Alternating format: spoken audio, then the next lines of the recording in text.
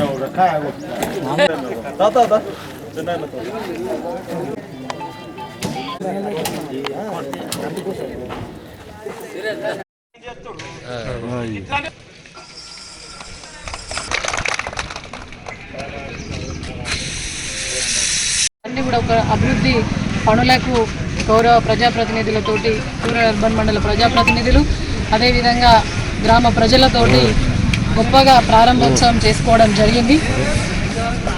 ఎందుకంటే ఒక అవకాశం జైత్యాల రూరల్ మండలం నుండి ప్రజలందరూ కూడా జెడ్పీటీసీగా ఎన్నిక చేసి ఒక గొప్ప అవకాశం కల్పిస్తే వారికి అదేవిధంగా జిల్లా పరిషత్ చైర్మన్గా అవకాశం రావడం నిజంగా అదృష్టం. ఎందుకంటే మా గ్రామానికి సేవ చేయాలంటే ఒక జిల్లా పరిషత్ చైర్మన్ అయిన తర్వాతనే ఈ గ్రామం నుండి నేను జెడ్పీటీసీ కాకపోయినా కూడా ఈ మండలం నుండి ఒక గొప్ప అవకాశం రావడం జరిగింది. మరి ఇక్కడ చాలా కష్టాలు పడుతుండే పిల్లలకు కాంపౌండ్ వాళ్ళు లేకుండా చాలా సంవత్సరాల నుండి అసలు ఎంతోమంది పెద్దలు చాలామంది మంత్రులు చేసినా ఎన్ని రకాలుగా చేసినా కూడా ఎప్పటి నుండో కూడా చాలా ఇబ్బందికరంగా విద్యార్థులకు ఉండే. అదేవిధంగా ఈ మధ్యలో కెనాల్ ఉండే. గతంలో నేను జిల్లా పరిషత్ చైర్మన్ అయిన తర్వాత ఈ కెనాల్ కూడా మధ్యలో నుండి ఉంటే అటు పిల్లలకు కాంపౌండ్ వాళ్ళు లేకుండా అదేవిధంగా ఈ కెనాల్ అనేది ఊయకుండా పిల్లలు ఇబ్బంది పడే పరిస్థితి, తల్లిదండ్రులకు కూడా ఆందోళన ఉండే పరిస్థితి ఉండే. కాబట్టి ఇది మా స్వగ్రామం, సొంత గ్రామం కాబట్టి మరి ఈ యొక్క కాంపౌండ్ వాల్ నిర్మాణం కావచ్చు, ఈ కెనాల్ కల్వర్ట్ కావచ్చు, నేషనల్ హైవే కూడా మరి డ్రైనేజ్ నిర్మాణం కావచ్చు, మరి అదేవిధంగా ఒక గొప్ప పుణ్యకార్యం భగవంతుడు నా చేతుల మీదుగా చేయించడం నేను ఈ యొక్క జన్మ ధన్యంగా భావిస్తున్నా. ఆంజనేయ స్వామి యొక్క నిర్మాణానికి కూడా కొంతవరకు దాతలు కొంతవరకు ఫండు కలెక్ట్ చేసి మరి ఆ యొక్క నిర్మాణాన్ని కూడా భగవంతుడి సహకారంతో గ్రామ ప్రజలందరూ అండదండలతో పూర్తి చేసుకోబోతున్న తరుణంలో వారందరూ వచ్చి కూడా చాలా సంతోషాన్ని వ్యక్తం చేశారు. ఈనాడు ఇటువంటి అభివృద్ధి పనులు మరి చేయడానికి అవకాశం కల్పించినటువంటి కేసీఆర్ గారికి, కవితక్క గారికి, కేటీఆర్ గారికి, అదేవిధంగా మా శాసనసభ్యులు సంజయ్ అన్న గారు మరి ఆరోగ్య రీత్యా వారు హైదరాబాద్ వెళ్ళడం రాలేకపోయారు. వారి యొక్క సహకారంతో కూడా ఈనాడు గొప్పగా బ్రహ్మాండంగా జైత్యాల రూరల్ అర్బన్ జైత్యాల జిల్లాతో కూడా ఈనాడు గొప్పగా బ్రహ్మాండంగా జైత్యాల రూరల్ అర్బన్ జైత్యాల జిల్లాను జైత్యాల నియోజకవర్గాన్ని కూడా అభివృద్ధి చేసుకున్నాం.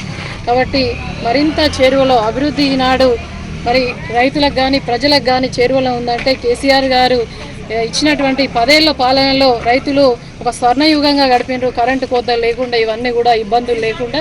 అదేవిధంగా ఇప్పుడు నూతన ప్రభుత్వం కూడా అనేక సంక్షేమ ఫలాలు కూడా ఇస్తామని చెప్పి అవన్నీ కూడా మరి ఇచ్చి రైతులను ప్రజలను మరి వారి బావుగులో చూస్తా అని చెప్పేసి 6 గ్యారెంటీలు అమలు చేయాలని చెప్పేసి మనస్ఫూర్తిగా వేడుకుంటూ జూలై 5కు మా పదవి పూర్తి కాలం అయిపోతున్న సందర్భంలో పదవి మాత్రం పూర్తవుతుంది. పూర్తిగా ప్రజా జీవితంలోనే ప్రజలతోటే కొనసాగుతాం. ఏ సమస్య ఏది ఉన్నా కూడా తక్షణమే స్పందించి ప్రజల కోసమే పనిచేస్తానని చెప్పేసి తెలియజేస్తూ ఈ అవకాశం ఇచ్చిన గ్రామ ప్రజలందరికీ మరి విచ్చేసి